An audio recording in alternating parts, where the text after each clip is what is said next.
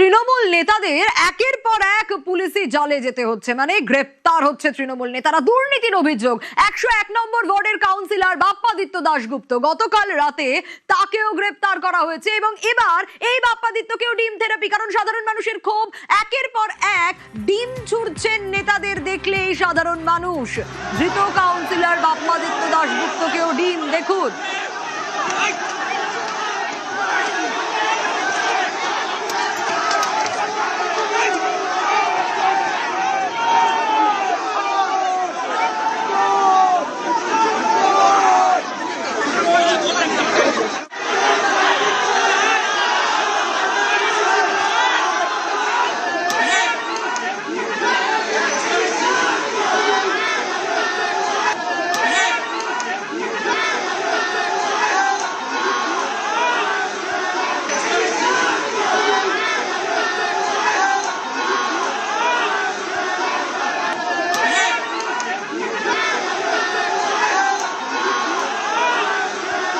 সাধারণ মানুষের ক্ষোভ দেখুন, কি অবস্থা। বাপ্পাদিত্য দাশগুপ্তকে লক্ষ্য করে ডিম ছুড়ছেন এলাকাবাসী।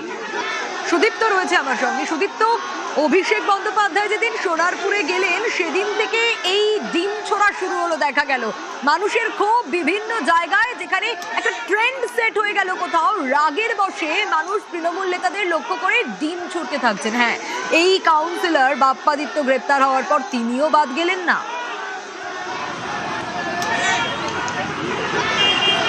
একদমই তাই সোনিয়া, তুমি যেমনটা বললে, অভিষেক বন্দ্যোপাধ্যায় যেদিন সোনারপুরে গিয়েছিলেন সেদিন থেকেই এই ডিম ছোড়ার যে কালচার তা কিন্তু শুরু হয়েছে বলা চলে। আর যেটা দেখা গেল যে 101 নম্বর ওয়ার্ডের কাউন্সিলর বাপ্পাদিত্য দাশগুপ্ত, তাকে যখন বের করা হচ্ছিল এবং তার সাগরেদ সৌরভ ঘোষ, তাকেও যখন বের করা হলো পাটুলি থানা থেকে, ঠিক একই রকমভাবে ক্ষিপ্ত জনতা থানার ঠিক বাইরে থেকে ডিম ছুড়লেন। বলা চলে ডিমের বৃষ্টি পড়লো, দুমদাম ডিম পড়ছে। দেখা যাচ্ছে সৌরভ ঘোষকে যখন বের করা হচ্ছে, তাকে ঠিকভাবে বের করা হলেও তার দিকে লক্ষ্য করে প্রথমে ডিম ছড়া হলো। কয়েক সেকেন্ড পর টানা হিচড়া করে পুলিশ যখন টানা হিচড়া করে একেবারে টেনে টুনে বের করছে বাপ্পাদিত্যকে, তখন বাপ্পাদিত্য দাশগুপ্তের গায়েও কিন্তু ডিম ছোড়া হলো। যদিও সেই ডিম তার গায়ে লাগেনি, তবে পুলিশের যে গাড়ি সেই গাড়িতে কিন্তু ডিম পড়লো। এবং তারপর যেটা দেখা গেল, যেহেতু বাপ্পাদিত্যর গায়ে ডিম লাগলো না বা ডিম ছোড়ার পরে বাপ্পাদিত্যকে তাক করা গেল না, সেই কারণেও একটা ক্ষিপ্ত জনতা, তারা কিন্তু একদম জনরোষ তৈরি হলো বলা চলে। এবং এই জনরোষের পরিপ্রেক্ষিতে কেন্দ্রীয় বাহিনী আগে থেকে নামিয়ে রাখা হয়েছিল এবং তারপর থানা ঘেরাও করলো এই যারা ছিলেন ওখানে, এবং তারপর সেটা ঘিরেও কিন্তু একটা উত্তেজনা তৈরি হলো। অর্থাৎ একটা তীব্র ক্ষোভ রয়েছে এই কাউন্সিলরের বিরুদ্ধে, তীব্র একটা উত্তেজনা, তীব্র একটা ক্ষোভ এবং জনরোষ যে ছিলই, তা কিন্তু তারই বহিঃপ্রকাশ বলা চলে এই ডিম বৃষ্টি বা দুমদাম ডিম।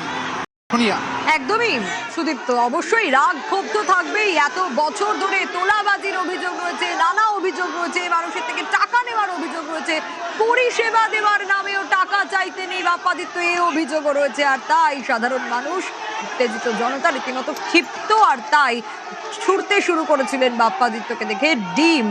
আর এবার ডিম বিক্রি হচ্ছে ছোড়ার জন্য। একটু দেখুন, সেই ছবিটা দেখায়।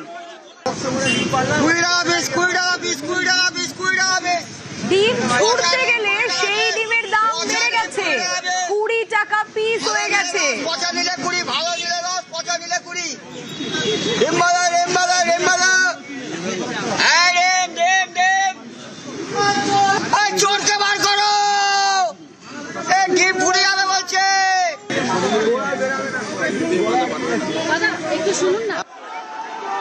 ডিম খেলে যে দাম দিতে হবে, ডিম ছুড়তে গেলে কোথাও গিয়ে আরো বেশি দাম নেওয়া হবে। কারণ এখন বোধহয় ডিম ছোড়াটাই বেশি হচ্ছে।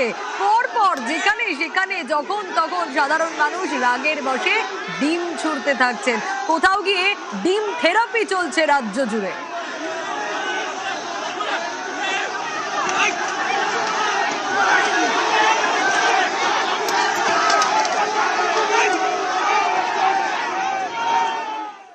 ভোট প্রচারে বারবার মাছ মাংস উঠে এসেছিল না, ভোটের পরে শুধুই ডিম। কারণ ঠিক এইটাই, এই এআই ভিডিও যা দেখাচ্ছি এটাই এখন চলছে। দোকানদার জিজ্ঞেস করছে ডিম কিনতে গেলে খাবেন নাকি ছুড়বেন। ভোটের পর তো শুধুই ডিম। বলছিলাম না, রাজ্য জুড়ে চলছে ডিম থেরাপি। পাড়ার পঞ্চুদা গেছিলেন ডিম কিনতে, দোকানে গিয়ে বললেন